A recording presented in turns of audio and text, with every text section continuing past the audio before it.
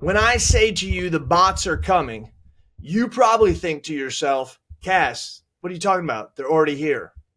No, they're not.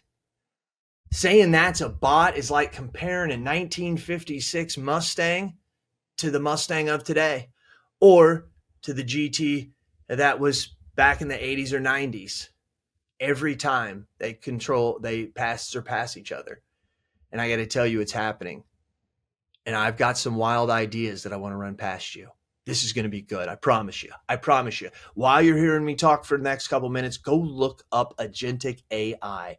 Agentic AI. It's where your bot becomes an agent to help you get things done. Go check it out. It's unbelievable. So before we get on with that, I want to tell you about Indie Tech. Please, guys, go to AIindietech.com. You're going to be able to find a page out there that says get on our waiting list. I can't remember exactly what it says. It's at the top up there. I want you to sign up so we can release every time we get a new speaker. We're going to release it. Every time we come up with a new class that's signed up, we're going to release it. We're going to try to keep you 100% updated. Keep in mind, this is on January of 2026. The first day and a half will be brain share. That's limited to 100 people. We're very strict on that. The second half of it, Wednesday and Thursday, is going to be Indie Tech. So this is 27th, 28th, and 29th of January. We're going to have Indie Tech. We only have 3 main stage speakers because it's all about the Indie Tech showcase experience, which is where you're going to see all the technology and exactly how to use it in your agency and what you need based on the type of agency you are, with the type of client you're going after, with the type of markets that you have, right? Based on the customer experience that you're trying to create. That's the most important thing. But I want to invite you to this. This is going to be really great. The first year we had 120 people. The second year we had 310 people. Now, I'll be honest, on the second year, we only had about 220 show up because on Indie Tech 2023 and Indie Tech 2024, I had hurricanes come through.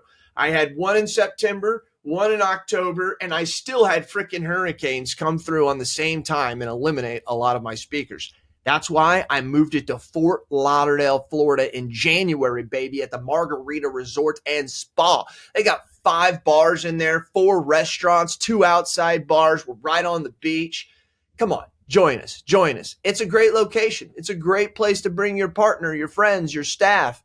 If you're brand new and you've never used technology, you're going to get to see what's out there. If you are trying to play around with agentic AI, well, you need to come because there's other agents who are going to be teaching classes on how to do it.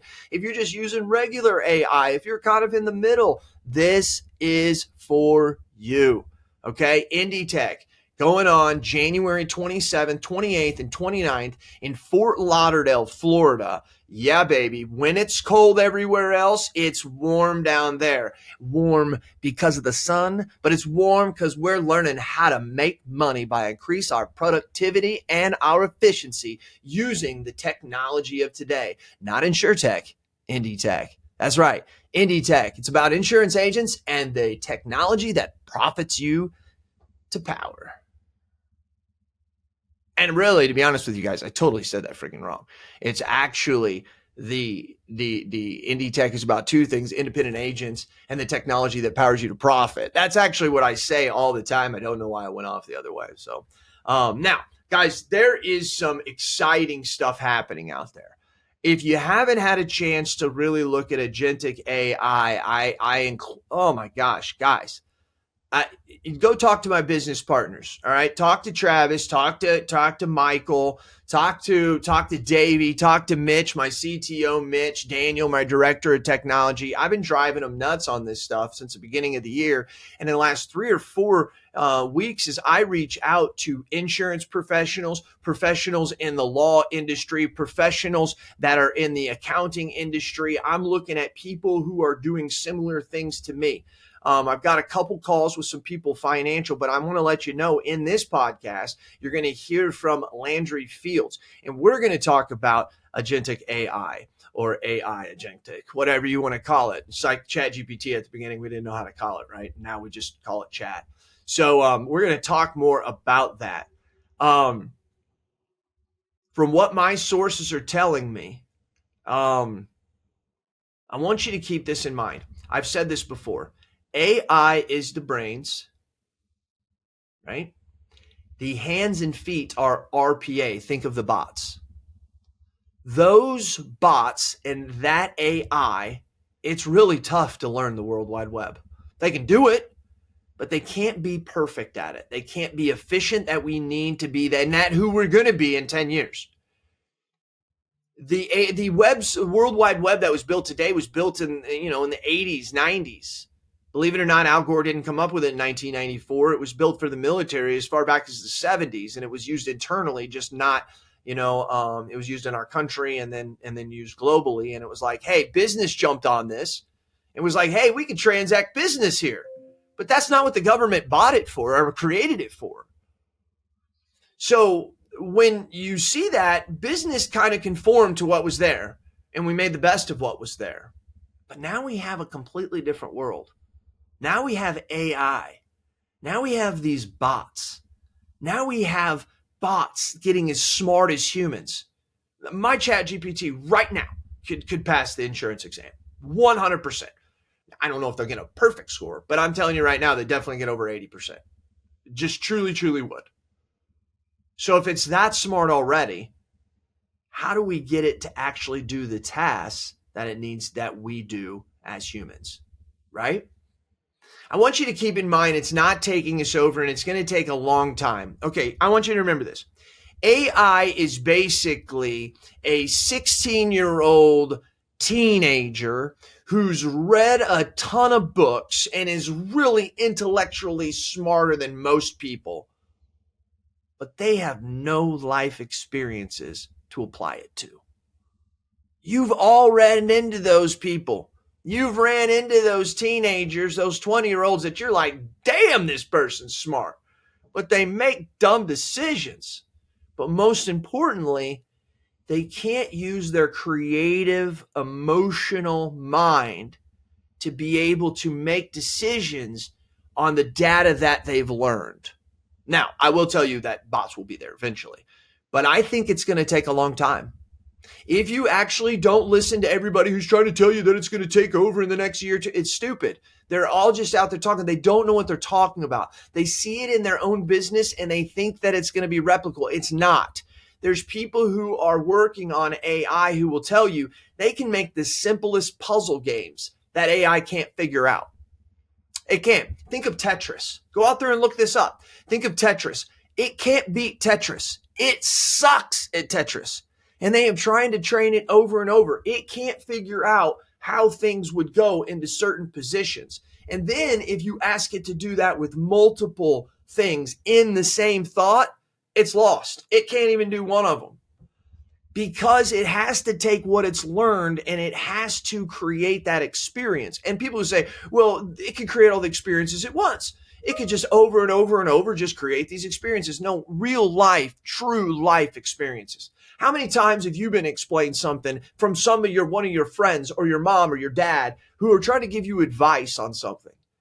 And they say to you, hey, here's what happened to me. How much does that mean to you? It means a lot because you know that they're looking out for you. But how many times did you still make that mistake? That's right, you did.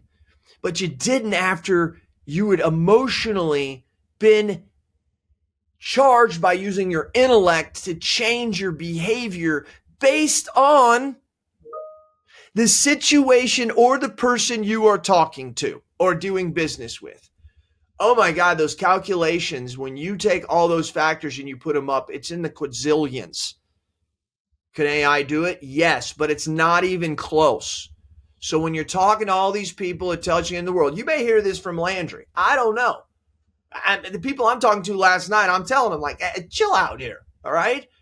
Because if you're going to give real intelligent information, give it. And the technology may be here by the end of the year. And I think it will be, but it's going to be rough. It's going to be a dirt road, right? Now, what do I say by that? I believe that I think they're making another internet. I think business is going to make another internet.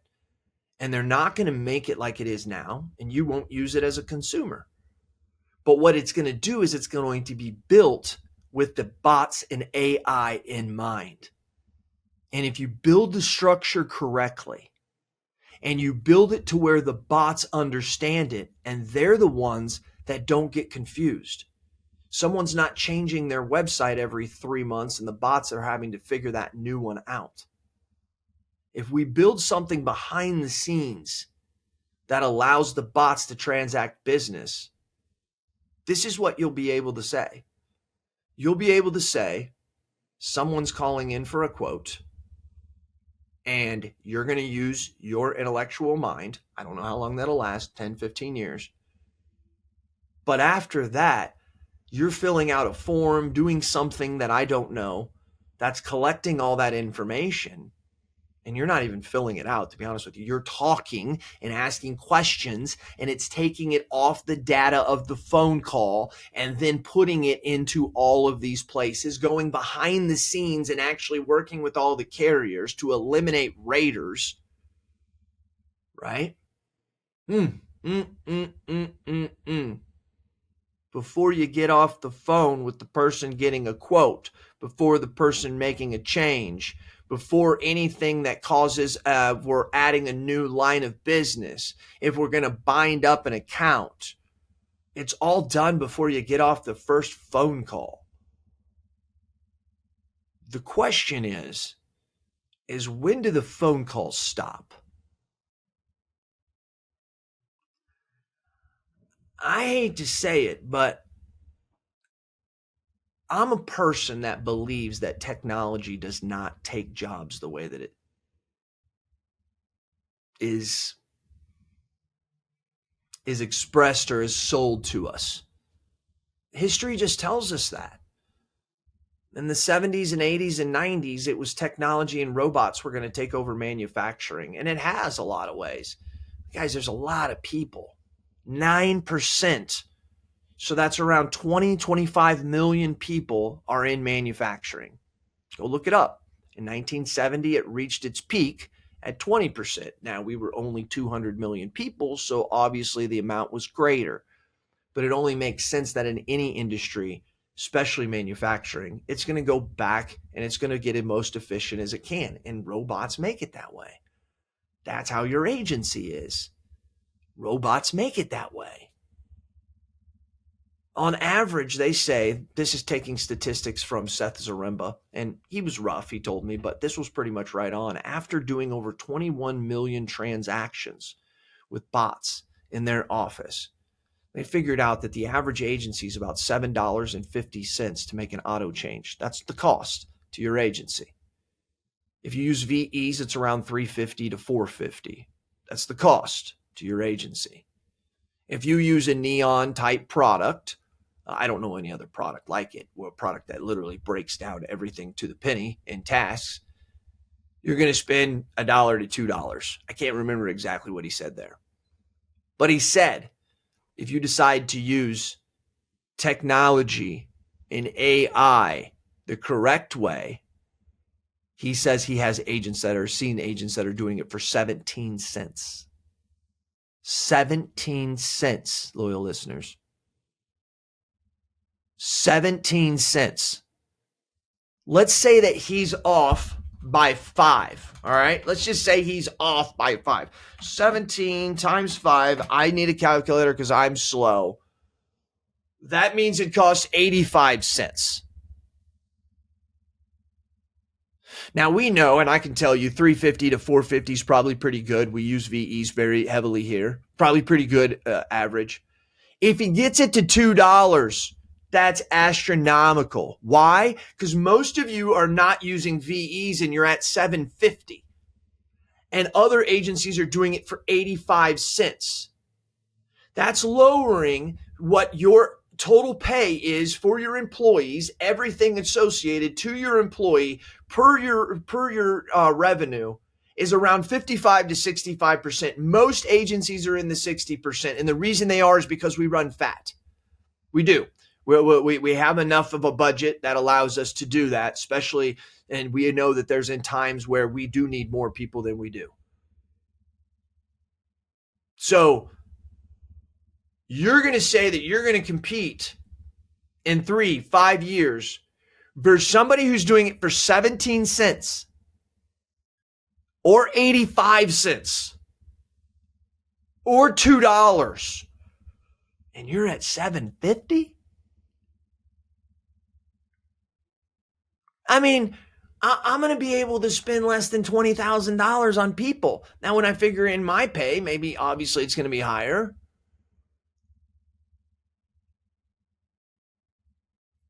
The one-man shop today is limited in what they can do. I believe the one-man shop will be the standard barrier. I believe that those agencies who are 200, 300, 400, 50, 75 people, I think you should be terrified. It's hard for you to change. It's hard for you to move. In digital Darwinism, it's really funny. We think that Darwin said, which he never did, that the strongest survive, or only the strongest survive, or the fittest, right? Do you know he never said that? He didn't. He said it's not the strongest of the species, nor the most intelligent that survives, but those who are most adaptable to change. Do you know why that matters? Because when you're competing, when you're a 5 person, when you're a 10 person, when you're a 1 person, and you're competing against somebody who has 50 people or 200 people, and you think you're never going to win, you are going to win if you're the one that's most adaptable to change. Technology's not going to pass you by. Society's not going to pass you by. That's what digital Darwinism tells us. Are you willing to adapt? That's what this podcast is about. Now, what I want to do is I want to take some time and I want to bring in my friend Landry Fields, who's an agent who is doing a lot of this stuff. I've been taking what he's been telling me and what other agents have been telling me and talking to some really, really, really, really, really smart tech people. Oh, shit. They're right on. They're right on. Now, once I'm done with this, I'm going to come back and I'll close it up. Landry Fields, everybody. All right, loyal listeners, here we are with Landry Fields. And Landry, real quick, in 5 seconds, tell them who you are and what you do. Landry Fields, opened a scratch agency in Lexington, Kentucky, home of the horses and bourbon back in 2019. Great time to do so. And so I've grown that to 500,000 revenue agency so far and only continue to grow from there. Fantastic. And for the record, a lot of people are not really associating Lexington with bourbon and horses. I understand the horse part, but come on, man. Are you really going to leave off our cats like that? I mean, isn't that what people think of? Okay, well, that's a different, we're going to do another podcast, loyal listeners, and we're going to get deep into that. But I just want to bring you in for the AI agentic. This is agentic AI. This is these new buzzwords, kind of like ChatGPT was to us in November of 2022. What's going on out there, Landry? What's happening? I'll put it this way. So we keep hearing the word agents, AI agents. Obviously, we're not talking about insurance agents. We're talking about true AI. And right now, we've been in this kind of what I would call sandbox that is LLMs. LLMs, if nobody's up to date on that, that's what your ChatGPTs are. Correct, your Claude by Sonnet, your Gemini, your Copilots, right? Mm-hmm. So that's been more of what we call the generative AI portion of that. Generative AI is more of just that handheld scenario by a human that we've kind of are coming to used to. It's great. It's been awesome for our agencies. And I know a lot of agencies out there as far as being able to do a lot more efficiently and quickly, but there's still a human hand-holding aspect of it. Mm-hmm. So we've been throwing around these buzzwords like AI agents, and really the way we're using them is not really what is really correct at the end of the day, because we're moving from generative AI into agentic AI. Fourth grader level. What does that mean? So that's going to be where the AI agent itself, it does not need to be handheld. It can figure things out on itself. So there's a couple variables with that. VLM, which is the visual. So if you look at something like ChatGPT operator, it's like where it's moving the mouse around the screen. It can log into a website. If you give it permission, it can start adding things to your cart. It can do all things that human actually does, which is if you're just having to move things with a mouse from here to there. That's the VLM side of it. But the way this is really going to take off is from what's called MCP. And just to highlight that is they're going to move us from the sandbox to the ocean. And what I mean by that is, for those that remember pre-internet, And I remember that a little bit. And I know Cass probably you remember that a A little little bit too. bit. But we Mm-hmm. had all these different internets and it was like, these are awesome. What if they could all talk to each other? And so the idea of www dot, and I'll give McBride a little shout out on he coined that aspect of it. But I think that's the world and mindset we need to start thinking of. And that when we talk MCP, it's really kind of the introduction of www dot, where now all of these kind of LLMs and different capacities and tools are going to be kind of merged into a kind of a single protocol that can kind of talk to each other. So Zapier just launched one, and a lot of websites are starting to launch their own. And it's really going to be the catalyst that takes all these different LLMs like ChatGPT, Gemini, yada, yada, yada, and starts being able to kind of communicate together with those. So, I mean, this is unbelievable. The way that I'm reading this, I'm really been listening to you in the last probably 12, 4 to 8 weeks. I don't know. I Yeah, started yeah. listening to you and Travis Gensler. You're talking about this. You're throwing out these keywords. It gets me out there. I'm a thinker. I start looking at this. In my view of it, I love your view of saying the new WWW, the World Wide Web, because I see it as the fact that the World Wide Web that was built in the 90s and in the 2000s was built off of not understanding that bots were going to be searching it and bots were going to be doing tasks on it and reasoning and trying to figure that out. Now, we built it because it's a great user interface for a consumer, right? The World Wide Web is to us, but it's not really conducive to business. It's really not conducive to the new AI way of doing business and having these agents, as you're saying, do the work for us. But if we build something behind it, if we build a super highway behind it, that's kind of like, hey, you're traveling here, but you could kind of get off and you could go here. And it allows businesses, this is what I like, this is what my brain has taught to me. The bots today have to navigate a structure on the internet, but rather, why don't we build a structure that the agents understand? And I think that Yeah. that's very, very important, because I think then what you're saying works seamlessly, because now we have these things doing the same things, working in some of the same servers and all that stuff, but on a different path that makes it easier for it all to run. Am I crazy? What do you think about that, No, I Landry? agree. And I was having this conversation yesterday on Facebook, some of the pages where we're so used to the terms API and those use cases of API, but really most webs, I think a better understanding of it is that most websites are now going to need to, maybe the APIs are still evolved, but kind of really start shifting towards MCP, almost Mm-hmm. being that new version of what we think of as API.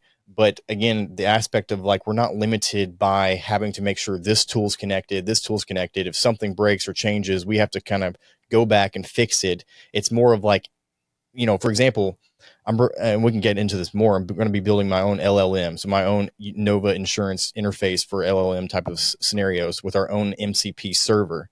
The reason for that is I can then connect that to any of the LLMs out there and create custom GPT type of scenarios within that space, but also connect that to any APIs I need to. And so, there's a Zapier API for MCP. And so if anything's connected to Zapier, maybe via API on this end, well, at least the MCP now marries my interface. So I could sit there in a chat GPT type of interface, just say, hey, do this for me. And if it's connected via API and MCP into the APIs, then it'll work. And so I'll be like, hey, write me a post on this, post it to LinkedIn, make it about this topic, etc. And it just goes and does it. And I did it all right there from a so-called chat GPT interface type of scenario. So I think the summary, I think, is where we're going, is that I think we're going to be very, very much so moving towards we're working out of an LLM a whole lot more than maybe other things, because it's doing a lot of the work for us that we used to have to do.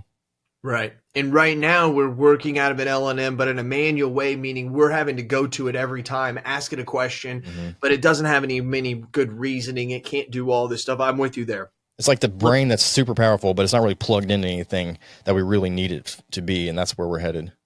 I agree. Let's talk real for a minute.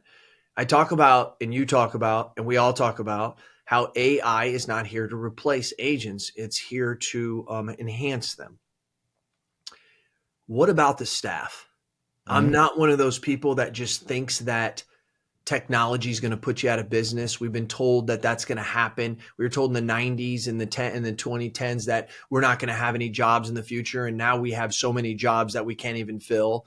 You know, no one realized in 1920, 1930, there was going to be a masseuse job that would be today, right? There's so many jobs that create off new economies. But this is getting serious. This is getting to a point where if it goes halfway what you're talking about and thinking in 3 to 5 years, and I'm talking about you doing this by the end of the year, but in 3 to 5 years, it's progressed. It's just, wow, it's a monster.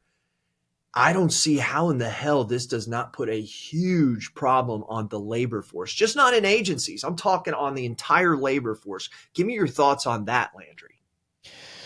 Agreed. I was having a conversation again still yesterday where, you know, we have a lot of people that do the quoting for us a lot of times, and, you know, I love my VA and stuff like that and never see the potential of not needing my VA. But some of these things could be where, hey, this person that's usually doing quoting, maybe they are now becoming a manager of the bots that are doing the quoting. And so again, you're to become, I always put it this way. Take an orchestra, for example. We are more and more going to need to have the capabilities of becoming the conductor of said orchestra. I've said this 100 times and I'll keep saying it, but I need to know the capabilities of everything that's happening in that orchestra, even if that particular seat has been replaced by AI bot. And in that capacity, we've always talked about tech stack, thinking like our tech stack is an employee. Well, the reality is we're going to be thinking of we are actually going to be treating our tech stack like an employee, where we're going in the future with the AI scenario. And so several of those things, are going to get replaced. But I also see it as a chance to maybe do things like offering 4-day work week scenarios and being able to really empower a great environment type of scenario to kind of give back and let people do give their own time back at the same time. It's really funny when you listen to the interviews that are out there, Landry, of Elon Musk. They always ask him this question. And Ted Cruz recently asked him on his podcast, and he gives about the same answer every time. I think everybody's scared to say it. Like, yeah, it's going to. There's just jobs that are going to get taken. And Ted says to him, because he doesn't even say that, Ted Cruz says, well, if all these people and everything is so cheap, because when you ask him, how's this going to work? He says, everything's going to be so cheap and inexpensive because of all these tasks that we pay for that we don't need to do because it's going to automatically be done. He said, the fact that you need to make $15,000 a year to live in America and have everything you need, pay your health insurance and stuff, you're not going to need that much money now to do that. So if you work less, it's not going to have as much. And what he kind of gets down to the basis of it in his mind is everybody's going to sit around and sing Kumbaya fucking ya. And we're all going to just live in this fantasy world. And I'm going to be honest with you. I don't think he's too far away from it. You know, Yeah. You think about this. Our whole life, Landry, we have accepted the fact that we trade time for dollars. Let's retrain our brain to say, why are we living that way? If we can have everything we want with the dollars that we acquire, second or third importance in my life, but still have the same quality of life, I think this is mind-bending. Oh, I totally agree. And I think the agency of the future is going to be, well, one, as long as there's human emotion involved, there's still going to be humans involved in some capacity. As we all know, we're not going to, in a human emotional standpoint, deal with a robot. So there's still got to be humans involved in some capacities. But at the same time, I think the other part is we are going to become much more of a technology. Each agency is going to become much more of a technology agency as far as what the future looks like in that capacity too. I fully expect to have a CTO one day. Yes. What did you just say about the CTO? I said I fully expect that most agencies will have to have a CTO at some point. Have to. I've been told in the last 15 years that I need to have a CMO. I need to have somebody that manages my social media. I need to have a COO, right? And I'm not saying any of those things are wrong. Please understand me, loyal listeners. I'm not saying that. But I'm going to tell you what, I know a lot of agencies that grow. And now, once you get big enough, I understand. But I know a lot of agencies that were told, hey, you're a 10-person, you don't have a CMO, you're going to go out of business. I don't think that's a threat with the CTO. I think that that's legit. I live in my agency. I had to go hire Mitch Gibson to be able to manage all of this. I can't do it. I see the vision, but I can't do it. So I think that right there, and to be honest with you, Landry, I'm going to talk to the loyal listeners. You have the money to hire them. Don't act like you don't. You may not be able to get the new Audi that comes out every year, but so Landry, closing up, dude. How exciting is this? Oh, wait, Landry, I have one more question I got written over here. Do you think that the bots that are being created today, these programs, these indie tech, insure techs that are out there, and they're creating all these bots to do a lot of this work for us? I noticed, though, they're training them on, as I like to say, this side of the web rather than this new structure, MCP, all this other shit back there. Do you think it's a waste of time for an agent like me to invest in that technology when I could invest in agentic AI to do that same job in the next 12 to 24 months? I'll say I don't know, and I'll say it for this purpose because I have family deep into the AI security aspect and kind of asked this question about, was everything just going to become MCP highway? But technically the VLM, which is the visual language model where it can kind of see and what's happening on the web page or whatever and do things. In theory, it also could keep up and not be as necessary. And so I think there could be a scenario where the VLM takes over and you really don't necessarily need to switch everything to MCP, but then the API aspect of things becomes more of the MCP. And so I don't think that there's some arguments right now in the community, but this stuff is changing so fast and so rapidly. I mean, it's unbelievable that if you're not at least trying to pay attention or stay at least a little bit on top of it, it is, I mean, the rate at what things are changing and evolving is extremely fast. And this year, again, as we transfer with the MCP aspect into an agentic AI aspect, is going to be the ones where if you haven't been paying attention so far, you need to start paying attention this year for sure. Landry, you just said it for me, right? This is why you have to pay attention to agency intelligence. I know there's a lot of people out there teaching about SOPs and teaching about COO and all about your operations, and you should continue to listen to them. But peek in over here when you see people like Landry and pay attention to him, because if you're probably in some of those groups, you're like, you haven't even noticed Landry Fields, right? It's one of those things. And then you will listen to him on a podcast and now you see him freaking everywhere. So I'm glad that I was able to bring it to you, Landry. Thanks for taking a couple minutes out of my time to kind of pop in here as we talk about this agentic AI. Let's loyal listeners, if you're listening to this, we probably have already recorded another one of these and it's going to be coming out and we're going to sit here and wrap for 60 minutes. And I usually only do these for 20 or 30, but I'm not even going to lie to you. There's no way it's going to happen. It's also funny, Landry, hearing you like, well, the LMS has got to connect to the MCP, but then again, you may have to have the API. And you know what I mean? You're just throwing it around. And someone like me, I'm hopping with you. Yeah. Right. But then I can imagine you loyal listeners, you're probably thinking to yourself, what in the hell is he talking about? As Landry said, you're going to have to get a CTO one day. Landry, thank you very much for your time, buddy. Appreciate it. Anytime, man. See ya. So there it is, loyal listeners. You heard it directly from Landry Fields. And I understand we were throwing around a ton of this and MCPs and chat GPTs and AI, agentic AI and all this stuff. But this is what you just need to know. It's coming. As he said, I don't know how people go on without having a CTO. I think the only other way would be shared services. If I was someone who worked in an agency and understood technology, I'd start my own business and I would literally, like if I understood it and put it all together and knew how to do all that. I'm a visionary for this stuff. I listen. I have a lot of friends in high places. That's how I come up with this stuff. It's not like I'm a genius of that coming up with this. But if I was someone in an agency and I knew what to do, I would go create the CTO shared services, something like that. That would then, and I would go join agencies and say, hey, listen, here's what we do. And I wouldn't follow the CFO model. I wouldn't follow the COO, fractional CFO and fractional COO. Forget that's fractional crap. You need somebody who's actually in your agency understanding what's going on. You may say, Jason, well, you can't scale that. Yes, you can.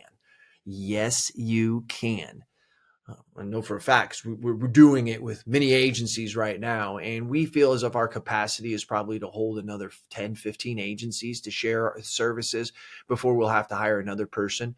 We have a tech person. We have 4 people right now, including Mitch, that make sure it all goes and works in the agencies and understand what's going on in the agencies, and is somebody that you can call at any time or have any kind of meeting with you with tech companies or demos or carriers, so that they can understand what's going on and what you're providing in your agency and what you're doing and how you're growing and how those numbers that what you're doing are being benefited from some of these things that you are doing with technology. So don't overwhelm yourself. AI will not replace agents, but those agents who do use AI will replace those who don't. That is what we call a choice. You have the choice to use it, or you have the choice not to. Now, that's up to you. I don't really think that has any relevance other than saying yes. And I know everybody's different, but I don't care if you're getting out of the business in 3 years. 3 years from now, if you haven't adopted some of these tools, you're not getting anywhere than no multiplier. Not only are you not getting near where the multiplier of even today, but you're not getting the multiplier of having that technology, which could be 3, 4 times revenue, which could be higher multiples of 15, 14, 15, 16% multiples on your EBITDA. These are the difference between getting the multiples of 1.5 or 2 times revenue, or 6, 7, 8 times EBITDA. That's hundreds of thousands of dollars, if not millions. So if you have any motivation, now maybe you're selling tomorrow or next year, all right, I'll give it to you.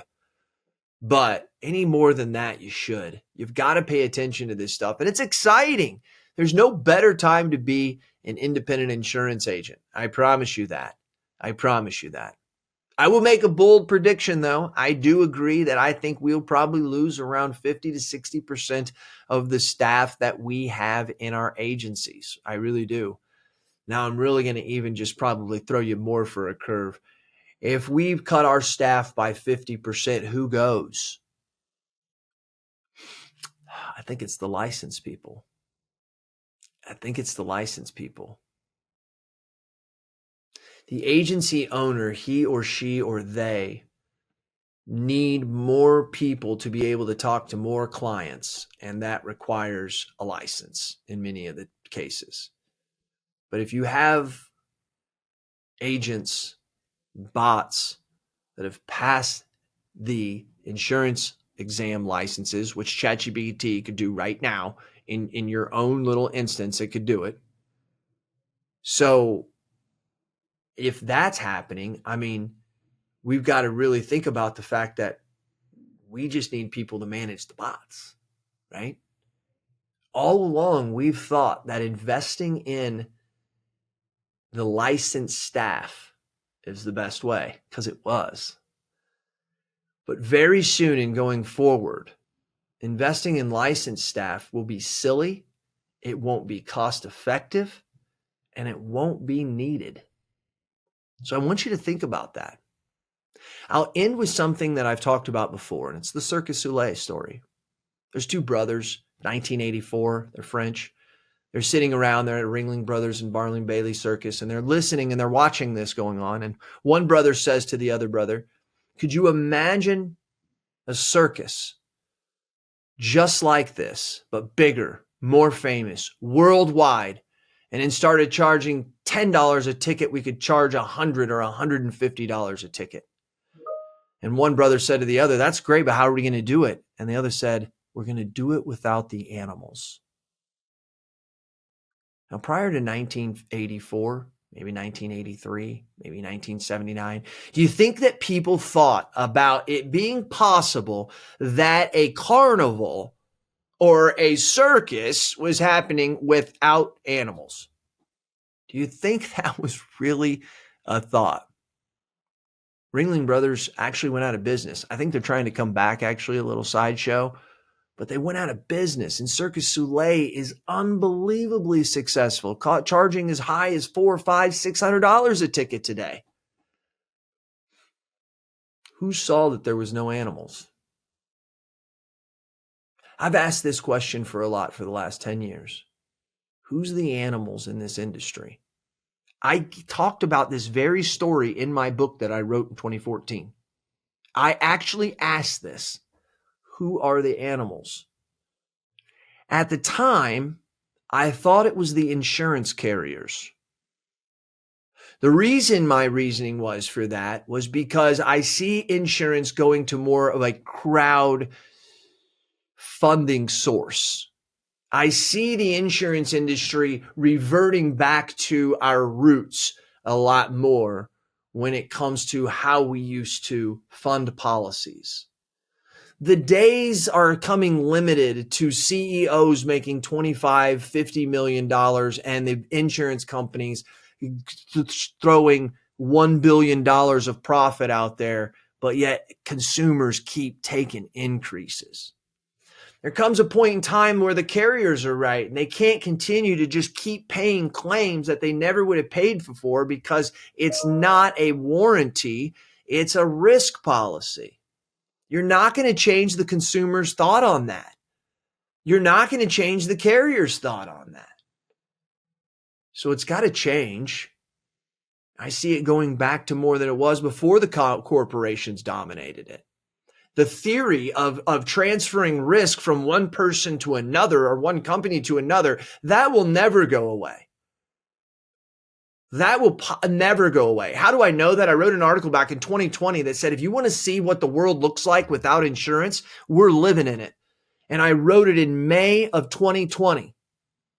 For once, we didn't have an insurance policy that actually protected us if there was a virus came and we all had to go home. Think if from the beginning of our time we'd have paid $1 a month. I'm just making this up because it would have been stupid. But think if we were paying $1 a month, and in case this ever happened, we could have still stayed at work, or we could have went home, but it wouldn't have been the government's having to fund everything. The one time we didn't have an insurance policy, the world fell apart. That's how strong this is. That's not going away. Maybe the carriers and the way that they look. But once you start having bots and you have agents, now keep in mind, those are going to possibly be two different things if they're not already. The agents will actually have bots that do the work for them. The agents will be the mind. The agent is the AI. The bots are the hands and the feet. I've said that for a year and a half now, folks. Why do I say that? Because I want you to know I think about this a lot, and I'm just trying to tell you that what's happening is what's happening. Hey, I appreciate your time. This podcast has been the longest one that I've done in a long time, but I hope that you hear from the bottom of my heart how serious I am about this. Serious because I think it's exciting. We're going to be more productive. And when we are, that means that we can do more with less. And we're going to be more efficient. And that means that we can do the same with less. Technology allows both of those to happen. And when that happens, we scale faster than you've ever thought possible. It's a good time to be an independent insurance agent. I hope you see it that way. I'd love all your feedback, Jason at agency-intelligence.com. I love getting it. I don't get enough of it, but I love getting it. Jason at agency-intelligence.com. You know what I do because I do it for you. Tell me your thoughts and tell me your ideas, and I'm going to tell the world what you have to say. This has been Jay Cass. I want to see you at Indie Tech. I'm out.